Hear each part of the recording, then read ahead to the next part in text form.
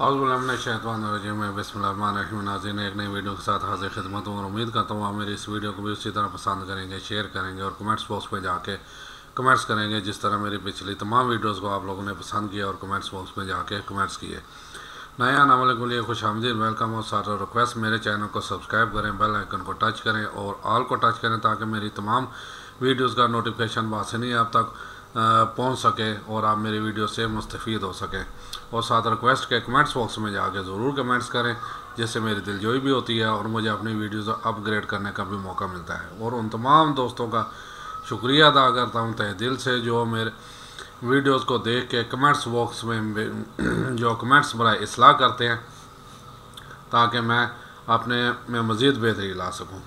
नाज़रीन, आज एक फिर तहरीर पढ़ रहा था नबी करीम सल्लल्लाहु अलैहि वसल्लम के एक वाक़े की, और तहरीर पढ़ के मैं यानी सोचों के समुंदर की गहराई में जो है ना पहुंच गया और सोच लग पड़ा कि नबी करीम सल्लल्लाहु अलैहि वसल्लम ने अपने उम्मत के लिए क्या कुछ नहीं किया और हम क्या कर रहे हैं। अब पहले मैं थोड़ी सी तहरीर पढ़ता हूँ और फिर जो है ना अपना इससे आगे बात शुरू करता हूँ। एक बार जब्राईल अलैहिस्सलाम नबी करीम के पास आए तो आप सल्लल्लाहु अलैहि वसल्लम ने देखा कि जब्राईल अलैहिस्सलाम कुछ परेशान हैं। आपने फरमाया, जब्राईल क्या मामला है कि आज मैं आपको गमज़दा देख रहा हूँ। जब्राईल ने अर्ज़ की, ए महबूब, कल मैं अल्लाह पाक के हुक्म से जहन्नम का नज़ारा करके आया हूँ। उसको देखने से मुझ पे गम के आसार नमूदार हुए हैं। नबी करीम सल्लल्लाहु अलैहि वसल्लम ने फरमाया, जब्राईल, मुझे भी जहन्नम के हालात बताओ। जब्राईल अलैहिस्सलाम ने अर्ज़ की, जहन्नम के कुल 7 दर्जे हैं। इनमें जो सबसे नीचे वाला दर्जा है, अल्लाह इसमें मुनाफ़िकों को रखेगा। अंदाज़ा करें नाजरीन, सबसे नीचे वाला दर्जा मुनाफ़िकों को रखेगा। और आजकल मुनाफ़िकत कितनी है यह आप लोग भी बेहतर जानते हैं। तो यानी सबसे नीचे वाले दर्जे में मुनाफ़िकों को रखा जाएगा। इससे ऊपर वाले छठे दर्जे में अल्लाह ताला मुशरिक लोगों को डालेंगे। यानी शिर्क से भी ज़्यादा जो है ना वो ख़तरनाक मुनाफ़िकत है और हम इसके बारे में सोचते ही नहीं। उससे ऊपर 5वें दर्जे में अल्लाह सूरज और चाँद की परस्तिश करने वालों को डालेंगे। चौथे दर्जे में अल्लाह पाक आतिश परस्त लोगों को डालेंगे। तीसरे दर्जे में अल्लाह पाक यहूद को डालेंगे। दूसरे दर्जे में अल्लाह ताला ईसाइयों को डालेंगे। यह कहकर जब्राईल अलैहिस्सलाम खामोश हो गए तो नबी करीम सल्लल्लाहु अलैहि वसल्लम ने पूछा, जब्राईल, आप खामोश क्यों हो गए? मुझे बताओ कि पहले दर्जे में कौन होगा। जब्राईल अलैहिस्सलाम ने अर्ज़ किया, ए अल्लाह के रसूल, पहले दर्जे में अल्लाह पाक आपके उम्मत के गुनहगारों को डालेंगे। जब नबी करीम ने यह सुना कि मेरी उम्मत को भी जहन्नम में डाला जाएगा तो आप बेहद गमगीन हुए और आपने अल्लाह के हुजूर दुआएं करना शुरू कर दी। 3 दिन ऐसे गुजरे कि अल्लाह के महबूब मस्जिद में नमाज़ पढ़ने के लिए तशरीफ़ लाते, नमाज़ पढ़ कर हुजरे में तशरीफ़ ले जाते और दरवाज़ा बंद करके अल्लाह के हुजूर रो रो कर फरियाद करते। सहाबा हैरान थे कि नबी करीम पे ये कैसी कैफियत तारी हुई है। मस्जिद से हुजरे जाते हैं, घर भी तशरीफ़ लेकर नहीं जाते। जब तीसरा दिन हुआ तो सैयदना अबू बकर रज़ियल्लाहु ताला अन्हु से रहा नहीं गया। वो दरवाज़े पे आए, दस्तक दी और सलाम किया, लेकिन सलाम का जवाब नहीं आया। आप रोते हुए सैयदना उमर फ़ारूक रज़ियल्लाहु ताला अन्हु के पास आए और फरमाया कि मैंने सलाम किया लेकिन सलाम का जवाब ना पाया, लिहाजा आप जाएं, आपको हो सकता है सलाम का जवाब मिल जाए। आप गए तो आपने 3 बार सलाम किया लेकिन जवाब ना आया। हज़रत उमर फ़ारूक रज़ियल्लाहु ताला अन्हु ने सुलेमान फ़ारसी को भेजा लेकिन फिर भी सलाम का जवाब ना आया। हज़रत सुलेमान फ़ारसी ने वाक़ये का तज़किरा अली रज़ियल्लाहु ताला अन्हु से किया। उन्होंने सोचा कि जब इतने अजीम शख्सियत को सलाम का जवाब ना मिला तो मुझे भी खुद नहीं जाना चाहिए, बल्कि मुझे उनकी नूर नज़र बेटी फ़ातिमा रज़ियल्लाहु ताला अन्हा अंदर भेजनी चाहिए। लिहाजा आपने फ़ातिमा रज़ियल्लाहु ताला अन्हा को सब अहवाल बता दिया। अब हुजरे के दरवाज़े पे आई, अब्बा जान अस्सलाम वालेकुम। बेटी की आवाज़ सुनकर महबूब कायनात उठे, दरवाज़ा खोला और सलाम का जवाब दिया। अब्बा जान, आप पर क्या कैफियत है कि 3 दिन से आप यहाँ तशरीफ़ फरमा हैं? नबी करीम सल्लल्लाहु अलैहि वसल्लम ने फरमाया कि जब्राईल ने मुझे आगाह किया है कि मेरी उम्मत भी जहन्नम में जाएगी। फ़ातिमा बेटी, मुझे अपने उम्मत के गुनहगारों का गम खाए जा रहा है और मैं अपने मालिक से दुआएं कर रहा हूँ कि अल्लाह इनको माफ़ कर और जहन्नम से बरी कर। ये कहकर आप फिर सजदे में चले गए और रोना शुरू किया, या अल्लाह मेरी उम्मत, या अल्लाह मेरी उम्मत के गुनहगारों पर रहम कर, इनको जहन्नम से आज़ाद कर। कि इतने में हुक्म आ गया, वाला सौफा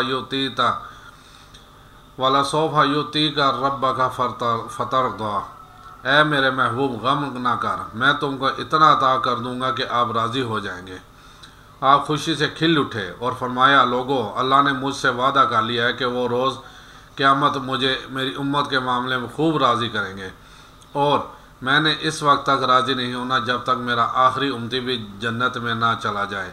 लिखते हुए आँखों से आंसू आ गए कि हमारा नबी इतना शफीक और गम महसूस करने वाला है, और बदले में हमने उनको क्या दिया। नाज़रीन, यह तहरीर वाकई दिल को छूने वाली है और वाकई सोचने वाली है।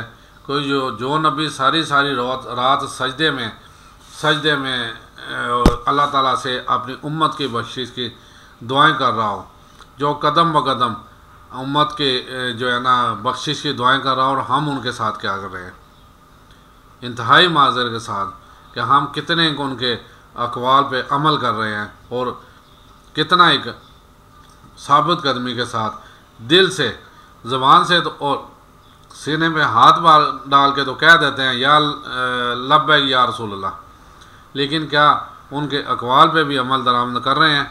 कि नबी के सल्लल्लाहु अलैहि वसल्लम के आखिरी अल्फाज जो ज़बान पे थे वो थे सला सला सला, यानी नमाज़ पढ़ो नमाज़ पढ़ो।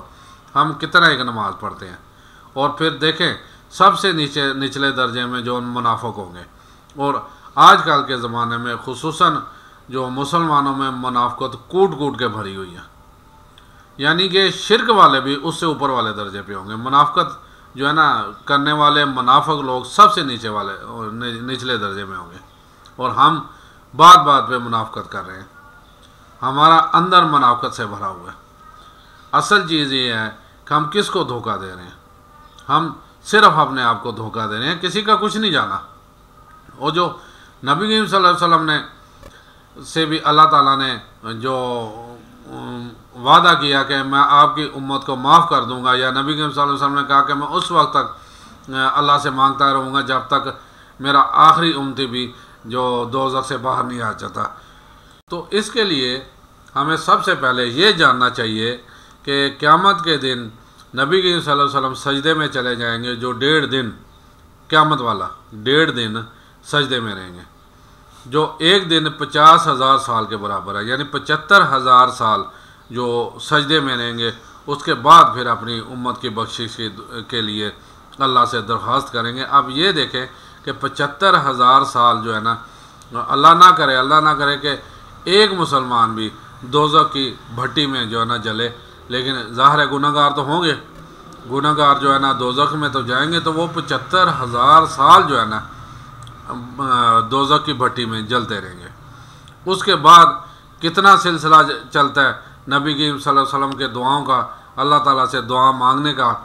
और अल्लाह ताला ज़ाहिर है एक दफ़ा ही दुआ के ज़रिए तो नहीं सारे जहन्नम से निकाल देंगे, यानी अब वल्लाह आलम, अल्लाह बेहतर जानता है कि वो सिलसिला यानी एक दिन चलता है क़यामत वाला, 1.5 दिन चलता है, 2 दिन चलता है, कितना चलता है ये कुछ नहीं कह सकते।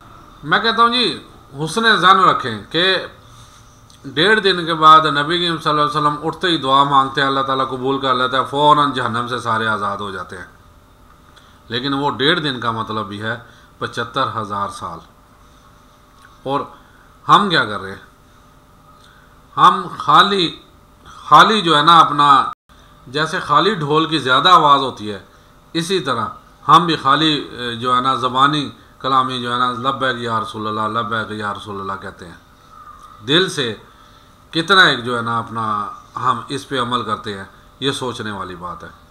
क्योंकि अगर मैंने पिछली भी 1-2 वीडियोज़ बनाई थी, हम जब तक अपने आप को पूरे के पूरा इस्लाम के अंदर दाखिल नहीं हो जाएंगे और इस्लामी निज़ाम अपने होता, देखें मुझे नहीं ज़रूरत है कि मैं गवर्नमेंट की तरफ उंगली हो जी आप इस्लामी निज़ाम कायम नहीं कर रहे, भाई वो उनसे उनके मतलब पूछा जाएगा।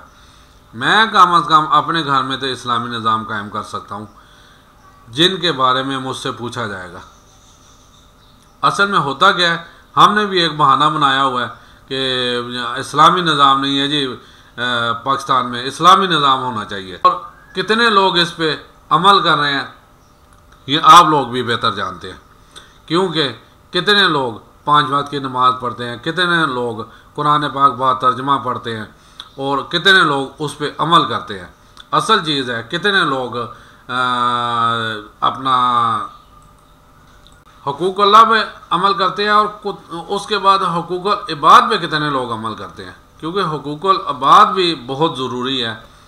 नबी करीम सल्लल्लाहु अलैहि वसल्लम का मैंने कई दफ़ा अपना पहले भी कहा है कि वो किसी को यानी कि ये नहीं देखते थे कि यूँ मुझे को मेरी मदद करो फिर वो मदद करते थे, बल्कि अपनी खिदमत आगे बढ़ के पेश कर देते थे। आज लोग रास्ते में जाते हुए कितने कैसे हैं जो किसी को मजबूर को अगर किसी मदद की ज़रूरत हो तो आगे बढ़ के खिदमत पेश कर दें कि जनाब मैं हाज़िर हूँ, बताइए मैं क्या काम कर सकता हूँ। रास्ता चलते मैंने भी कई दफ़ा देखा है कि किसी को मसलन एक आटे की बोरी उठानी हो, चावलों की बोरी उठानी हो या कोई और भारी चीज़ उठानी हो तो वो लोगों को देखता रहता है कि कोई मेरी मदद करे, आगे बढ़े और मेरी मदद कर दे, लेकिन कोई आगे, सब अपने अपने रास्ते में जा रहे होते हैं। असल में चीज़ है कि जब तक हम सही मायने में कुरान पाक बा तर्जमा और अहदीस का मुताला नहीं करेंगे, जब तक हम सीरत और नबी का मुताला नहीं करेंगे, खाली पीली लब्बैक या रसूलल्लाह कहने से कोई फ़ायदा नहीं होगा, क्योंकि अमली तौर पे तो हम बहुत पीछे हैं, बल्कि ना होने के बराबर हैं। ज़बानी कलामी देखें, मोहब्बत जतलानी पड़ती है। बात वही आ जाती है कि नबी सल्लल्लाहु अलैहि वसल्लम ने हज़रत उमर फ़ारूक रज़ियल्लाहु ताला अन्हु से पूछा कि आप मुझसे कितना प्यार करते हो, तो हज़रत उमर फ़ारूक रज़ियल्लाहु ताला अन्हु जी अपने जान से बढ़कर, कहते बस। फिर कहा जी अपने औलाद से बढ़कर, अपने बस। उसने कहा जी अपने सारे कुंबे से बढ़कर। फिर नबी को सल्लल्लाहु अलैहि वसल्लम बस। आखिर में हज़रत उमर फ़ारूक रज़ियल्लाहु ताला अन्हु मुझे सारी कायनात से बढ़ के आपकी मोहब्बत है। नबी सल्लल्लाहु अलैहि वसल्लम ने कहा अब ठीक है, और यही पैमाना होना चाहिए मुझसे मोहब्बत का। हम क्या करते हैं, हम कितना एक ये इसका सबूत देते हैं। इसलिए खुदारा चाहिए तो ये है कि हमें इसका अमली तौर पे सबूत देना चाहिए। देखें, बात वही है कि एक ज़माना था कि यहूदी जो है अपना सड़क से आ रहा हो, रास्ते से आ रहा हो, तो रास्ते में पत्थर पड़ा हो तो वो कहता है लगता है यहाँ से कोई मुसलमान नहीं गुज़रा, क्योंकि मुसलमान फ़ौरन रास्ते से जो तकलीफ़ दे चीज़ें उठा देते थे। तो आजकल ये हाल है कि रास्ते में अगर कांटे पड़े हों तो मेरा ख्याल है यहूदी सोचते होंगे इधर से लगता है कोई मुसलमान गुज़रा है, क्योंकि अब जितनी तकलीफ़ देने वाली चीज़ें वो खैर से मुसलमान करते हैं।